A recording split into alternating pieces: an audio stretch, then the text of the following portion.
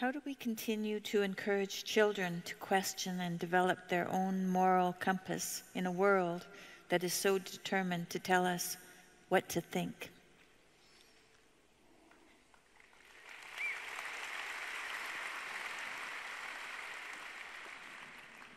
I think probably in your own home, you just encourage that kind of behavior. You know, I mean, I think one of the things we did reasonably well with our kids was encourage them to think. We listened to them, right? And negotiated with them. And so if you model that in your home, first of all, that'll alert them to the difference between a functional home and a pathological learning environment. That's a good thing for them to learn. And second, you can help them become sophisticated in their capacity to articulate themselves. A lot of that with kids, I would say, and this is true for the other people in your life too, is, you know, you might think as a parent, well, I'm not that articulate, how can I help my children? And I would say, listen to them. And if you don't understand what they're telling you, ask them some questions and get them to represent what they're attempting to communicate clearly. You can do people a world of good by listening to them. There's almost nothing you can do for someone that is more productive and generous than to listen to them. And I can tell you a little strategy. This is a good one. This is also from Carl Rogers. This is a very good strategy. You try this with your wife or your husband.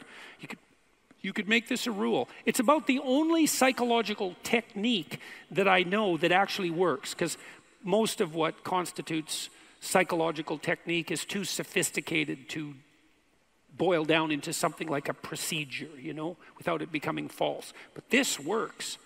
So imagine, here's the rule. I'm going to listen to you. We're discussing some problem we want to solve. I'm going to listen to you. And then I'm going to wait till you tell me that you're done talking, right? So you've said what you have to say. And I'm going to leave that up to you. And then I'm going to tell you what you just told me. But here's the rule. You have to agree with my formulation. And so what are you doing then? Well, first of all, say you talk to me for 10 minutes and then I reflect back to you what you said. I'm not going to take 10 minutes to do that. I'm going to have reduced it to its gist. It's sort of like extracting the punchline out of a joke, right? I mean, if you go tell someone else about a conversation that you had, you don't duplicate the whole conversation. You reduce it by some mysterious means to its essence and you communicate that. And so one of the things you do for someone, if you do this, is to reflect back to them the essence of what they said. And if you get that right, they're pretty damn happy with you, because part of what they're trying to do when they're communicating is to reduce what they're communicating to its essence.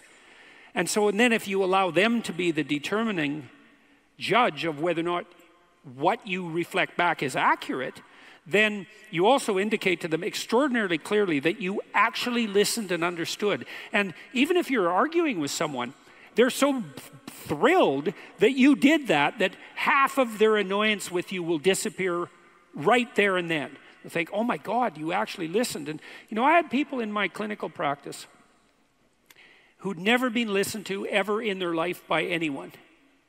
Not their parents, they had no friends, their parents never listened to them, they had no friends, they had nobody close to them. They were so incoherent and inarticulate and suffering from such a backlog of non-communication that it was a miracle to see. And it would take those people thousands of hours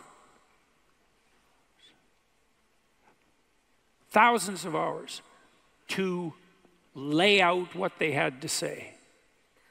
And no one had ever listened to them. You can help people by listening to them in a manner you can hardly imagine.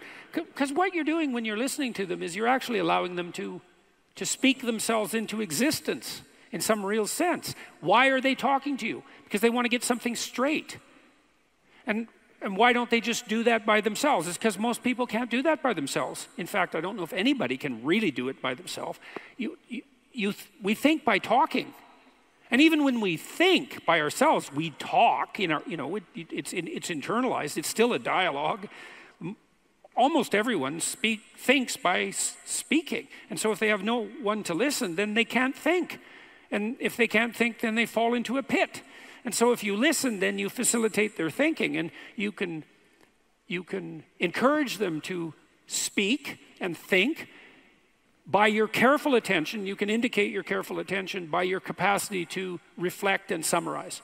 So you try that. Try that in your life. Just every time you listen to someone from now on, it's like they go off on some communicative tangent. You say, "This is what I think you said. Did I get it right?"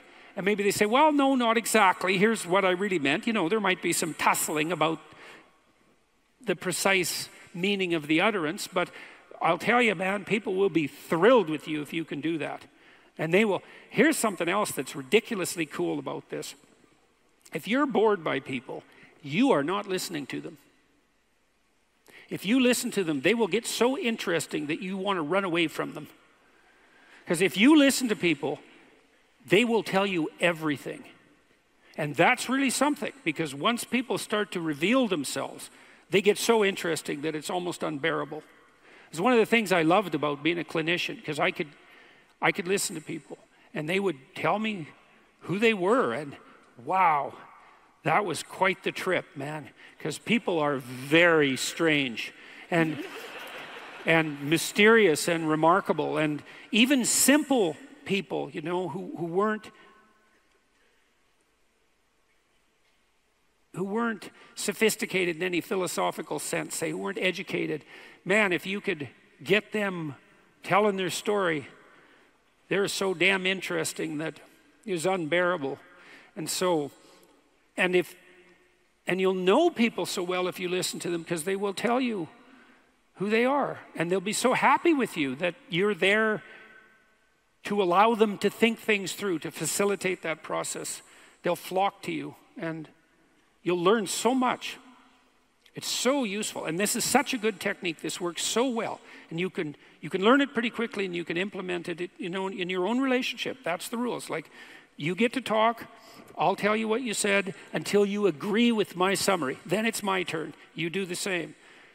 Rogers said, if you do that with your partner, your wife or your husband, you'll find that 80% of what you're arguing about will vanish just as a consequence of the process. And then what you'll have left is the actual problem, because you guys might be working out a real problem. But at least you'll only be working out the problem. You won't be facing the consequences of failure to communicate. And you'll have also signaled to each other that, in a deep sense, that each of you are acting out the proposition that what the other has to say is worth attending to. And there's nothing that people need and want more than to be attended to.